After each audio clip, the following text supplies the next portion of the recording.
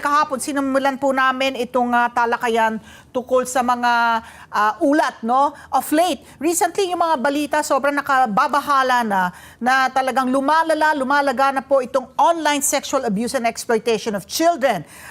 Para lang mailatag natin, kanina pinag-uusapan namin ni Patpi itong nahatulan ng isang French court itong pedophile na si Bouchalem Boushiba. Ilang taon siya? 59? Na ito, ang ginagawa po nitong krimen, nagbabayad siya para makapag-livestream ng rape and sexual assault of girls, Filipino girls, aged 5 to 10, from the years 2012 hanggang 2021. Sa matagal na panahon, ito po ay kanyang ginawa. No? And umpisahan ko lang kasi April, kasi nung kapanahunan namin, walang ganitong hamon no? Na pagdating nitong pagsapit nitong internet age, no? Dala nitong modern technology natin, mas at risk na ito nga sinasabi natin, safer kids, no? Philippines. Na lumala itong panahon, the day and age, for keeping the children safe, no? Mas malaking hamon na, no, April? Yes po, Miss Ali.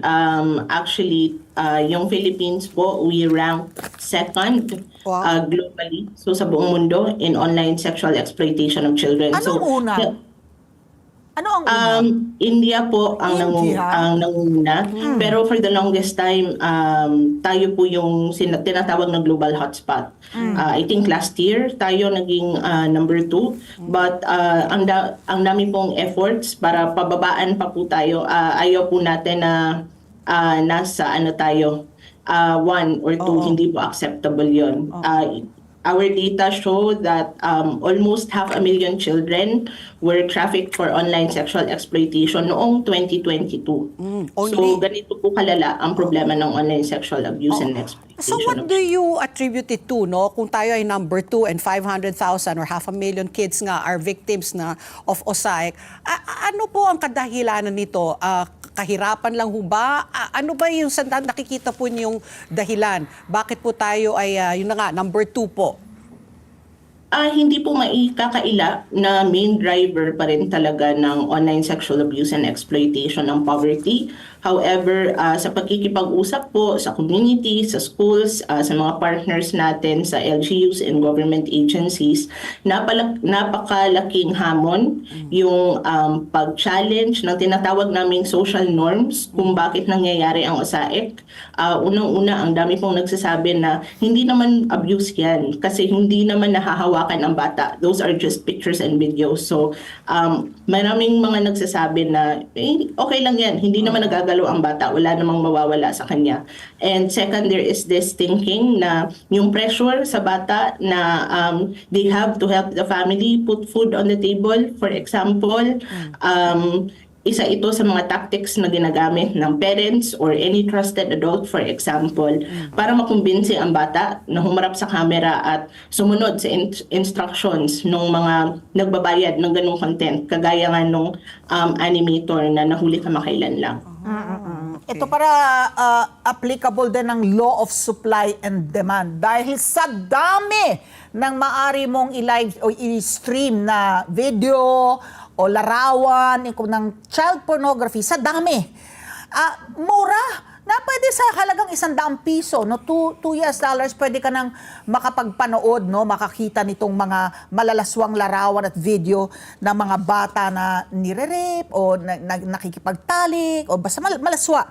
So, ang binabanggit kasi, ano na siya kasi, transnational siya, no? Hindi siya nangyayari within the Philippines. Maaaring mga Filipino children, pero ang bumibili, ang kliyente nasa abroad. Ito nga, sa France, itong si, pangalan niya?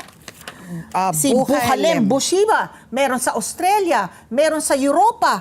So, ang sagot ba dito, yung digital gateways, no, para makapagbayad ng sinasabi nila kasi digital payment gateways, kasi napakadali na para sa mga pedophile mula sa ibang bansa na bumili, no, makapanood nitong mga malalaswang video featuring Filipino children. Opo, isa po yan sa challenge din, no? Ang ganda ng technology, ang ganda ng convenience na nabibigay niya sa atin.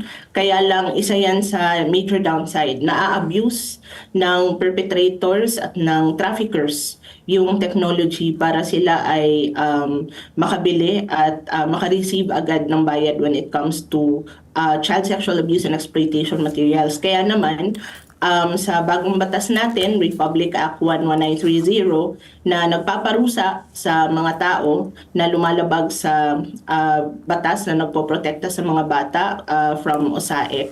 Nakalagay doon na dapat pagtibayin yung technologies, no, ng internet service providers, ng mga digital payment systems para po mas mabilis yung pag-detect, pag-track at pag-report ng mga ganitong klaseng transaction.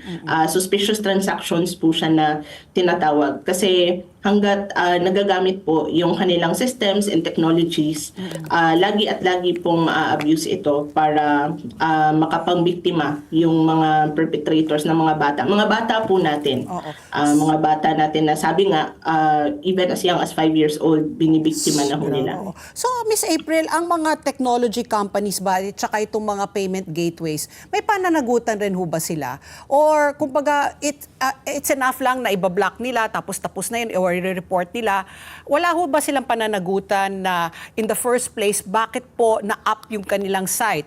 Or bakit po nagamit po yung kanilang payment gateway para pang magbayad sa isang krimen?